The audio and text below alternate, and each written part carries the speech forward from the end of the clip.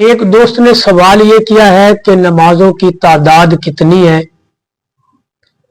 کیونکہ بہت سارے مذہبی سکالر جو سوشل میڈیا پر بیٹھ کر جو ہے اپنے آپ کو بہت بڑا علامہ سمجھتے ہیں، جیسے مرزا محمد علی جہلمی، کہ عام طور پر وہ لوگوں کو گمراہ کرتا ہے کہ نمازیں 3 ہیں، فجر، ظہرین اور مغربین، حالانکہ نمازیں جو ہیں وہ 5 ہیں۔ بخاری اور مسلم شریف کے اندر حدیث موجود ہے کہ جبریل امین نے آپ صلی اللہ علیہ وسلم کو آ کر نمازیں پڑھائیں، اور نمازیں پڑھانے کا مقصد یہ تھا کہ آپ کو نمازوں کے اوقات، نمازوں کا وقت جو ہے وہ بتلایا جائے۔ پہلے دن جبریل امین آئے، آپ نے 5 نمازیں اول وقت میں آپ کو پڑھائیں، اور پھر دوسرے دن جب جبریل امین تشریف لائے تو آپ نے 5 نمازیں آخر وقت میں آپ کو پڑھائیں۔ اب پہلے دن پہلے وقت میں 5 نمازیں پڑھائیں، دوسرے دن آخری وقت میں پڑھائیں، اور پھر جبریل امین نے اللہ کا یہ حکم آپ کو پہنچایا کہ یہ دونوں وقت جو میں نے پہلے وقت میں پڑھائی اور پھر اگلے دن آخری وقت میں پڑھائی، یہ اس نماز کا ایک پورا وقت ہے کہ زوال کے بعد سے ظہر کا وقت شروع ہوتا ہے اور عصر کے وقت شروع ہونے تک یہ نماز ظہر کا وقت ہے۔ تو جبریل امین نے آپ کو 5 نمازوں کے اوقات آ کر کے نماز پڑھا کر کے سکھلائے ہیں اور بتائے ہیں، اور بخاری مسلم صحیحین کی یہ روایات ہیں۔ تو معلوم ہوا کہ نمازیں 5 ہیں۔ یہ 3 نمازیں جو پڑھتے ہیں ظہرین کے، وہ عصر اور ظہر اکٹھی پڑھتے ہیں ایک وقت کے اندر، اس کو وہ ظہرین کہتے ہیں، اور پھر مغرب اور عشاء ایک وقت میں پڑھتے ہیں، اس کو وہ مغربین کہتے ہیں۔ تو ظہرین 2 نمازیں ایک وقت میں پڑھنا یہ بالکل ممنوع ہے، ناجائز ہے، خلاف سنت ہے۔ ہر نماز کو اپنے وقت پر ادا کرنا ہے، جیسا کہ قرآن پاک میں بھی اللہ نے ارشاد فرمایا، ان الصلاۃ کانت علی المؤمنین کتابا موقوتا، کہ نماز ایمان والوں پر مقررہ وقت پر فرض کی گئی ہے۔ اس لیے ظہرین مغربین کا کوئی تصور جو ہے وہ اسلام میں موجود نہیں ہے۔ ایک دوست نے یہ سوال پوچھا ہے، کیا کئی نمازوں کو ایک وقت میں جمع کر کے پڑھنا یا 2 نمازوں کو ایک وقت میں پڑھنا یہ سنت ہے؟ جی بالکل، یہ خلاف سنت ہے، بلکہ قرآن پاک میں اللہ تبارک و تعالی نے واضح طور پر فرمایا، ان الصلاۃ کانت علی المؤمنین کتابا موقوتا، کہ نماز ایمان والوں پر مقررہ وقت پر فرض کی گئی ہے۔ تو 2 نمازوں کو یا کئی نمازوں کو اکٹھا کر کے پڑھنا یہ گناہ کبیرہ ہے، بہت بڑا گناہ ہے۔ ہر نماز کو اپنے وقت پر پڑھنا چاہیے۔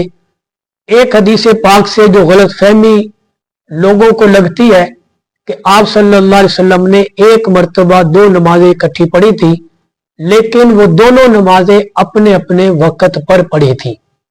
مثال کے طور پر ظہر کی نماز کا آخری وقت تھا جب آپ نے ظہر کی نماز پڑھی، ظہر کی نماز سے آپ فارغ ہوئے تو چند ہی لمحات کے بعد ظہر کا وقت ختم ہوا اور نماز عصر کا وقت شروع ہو گیا، تو آپ صلی اللہ علیہ وسلم نے نماز عصر پہلے وقت میں ادا کر لی۔ اب صورتاً یعنی دیکھنے میں صورتاً تو یہ 2 نمازیں اکٹھی محسوس ہوتی ہیں، یہ نظر آتی ہے کہ آپ نے 2 نمازیں اکٹھی پڑھی ہیں، لیکن حقیقتاً دونوں نمازیں اپنے اپنے وقت کے اندر پڑھی گئی ہیں۔ اس لیے کئی نمازیں یا 2 نمازوں کو ایک وقت میں اکٹھا کر کے پڑھنا یہ گناہ کبیرہ ہے۔ ایک دوست یہ سوال پوچھ رہے ہیں کہ جب نماز کے لیے صف بنائی جاتی ہے، ابھی پہلی صف مکمل نہ ہوئی ہو اور نمازی دوسری صف بنا لے، تو ان دوسری صف والوں کا حکم کیا ہے؟ دیکھیں، جب تک پہلی صف نماز کی مکمل نہ ہو اس وقت تک دوسری صف نہیں بنانی چاہیے۔ صف کو مکمل کرنا یہ نماز کا حصہ ہے۔ جب بھی نماز کے لیے آئیں، اہتمام کے ساتھ پہلے صف دیکھیں کہ جو صف بنی ہوئی ہے وہ پہلی ہے یا جو آخری صف ہے جس میں آپ نے کھڑے ہونا ہے، कि उधर जगह ज्यादा बाकी है या कम बाकी है। अगर जगह ज्यादा बाकी हो तो उस तरफ खड़े होना चाहिए, और अगर किसी ने नामुकम्मल सफ के पीछे एक सफ बना ली, चाहे वो पहली सफ नामुकम्मल थी, चाहे पिछली सफों में से कोई सफ नामुकम्मल थी, नामुकम्मल सफ के पीछे सफ बनाना, वो जितने भी उस सफ के अंदर खड़े होंगे जिनसे पहले वाली सफ नामुकम्मल है, तो इन तमाम की नमाज जो है वो मकरूह हो जाएगी। इसलिए पहली सफ को मुकम्मल करने के बाद फिर सफ बनानी चाहिए, और सफ बनाने का तरीका यह है कि इमाम के पीछे से सफ बनाई जाएगी, ना कि एक तरफ से। इमाम के पीछे से सफ बनाई जाएगी और दोनों तरफ ये सफ फिर बराबर चलेगी। आने वाले ने तवज्जो करनी है, आने वाले ने इस बात का ख्याल करना है कि मैंने किस तरफ खड़े होना है। ऐसा ना हो कि एक तरफ सफ जो है वो लंबी होती चली जाए और दूसरी तरफ की सफ बिल्कुल मुख्तसर हो, तो भी इन सफ वालों की नमाज मकरूह हो जाएगी। एक दोस्त सवाल पूछ रहे हैं कि दौराने दुआ यानी दुआ मांगते हुए क्या मौत को याद करना चाहिए? तो जनाब, इसके लिए यह है कि मौत को तो हर वक्त याद रखना चाहिए। दुआ में भी मौत को याद रखना चाहिए, कारोबार में भी मौत को याद रखेंगे कि जब मौत को हम याद रखेंगे तो कारोबार के अंदर भी कभी हम किसी के साथ हेरा फेरी और धोखाबाजी नहीं करेंगे। इसी तरह दुआ के अंदर भी जब हम मौत को याद रखेंगे तो अपनी दुआओं में जहां हम अपने लिए मांगेंगे, अपने मुसलमान भाइयों के लिए भी मांगेंगे। गोया कि हर मौके पर मौत को जब हम याद रखेंगे, मौत हमें मुस्तहज़र रहेगी, तो अल्लाह की नाफरमानियों से हम महफूज रहेंगे। एक सवाल एक दोस्त ये कर रहे हैं कि नबी करीम सल्लल्लाहु अलैहि वसल्लम को नूर मानना चाहिए। तो इसमें आप तफसील ये समझे कि आप सल्लल्लाहु अलैहि वसल्लम को नूर मानने में कोई हरज नहीं है। हम नूर भी मानते हैं, आप सल्लल्लाहु अलैहि वसल्लम को बशर भी मानते हैं। जात के एतबार से अल्लाह के नबी बशर हैं और अपनी सिफात के एतबार से आप नूर हैं कि आपकी तमाम सिफात नूरानी है और आपका वजूद अतहर जो है वो आपका बशरियत वाला है, यानी इंसानों वाला है। तो इसलिए आप बशर भी हैं, आप नूर भी हैं। या इसको मैं मजीद आसान करके आपको समझा देता हूं कि देखिए, जिस तरह दरवाजा होता है, दरवाजा अगर लकड़ी का हो या लोहे का हो या शीशे का हो, किसी चीज का भी हो, अब वो देखने में जब उसको बनाया गया तो वो दरवाजा बन गया, उसके दो पार्ट भी बन गए। लेकिन हकीकत क्या है? उसकी हकीकत यह है कि वो लकड़ी थी, लेकिन उसको ढाला कारीगर ने ऐसा है कि उसको दरवाजा बना दिया। नबी करीम सल्लल्लाहु अलैहि वसल्लम की जो हकीकत है वो बशरियत है, लेकिन अल्लाह ने आपको ढाला ऐसे सांचे के अंदर है, आपको सिफात ऐसी अता फरमाई है कि तमाम की तमाम सिफात आपकी नूरानी है। जैसे वो दरवाजा भी है और वो लकड़ी भी है, हकीकत उसकी लकड़ी है लेकिन बनावट के एतबार से वो दरवाजा है। इसी तरह आप सरकार सल्लल्लाहु अलैहि वसल्लम की हकीकत बशरियत है, लेकिन आपके कमालात, आपकी सिफात सारी की सारी जो है वो नूरानी है।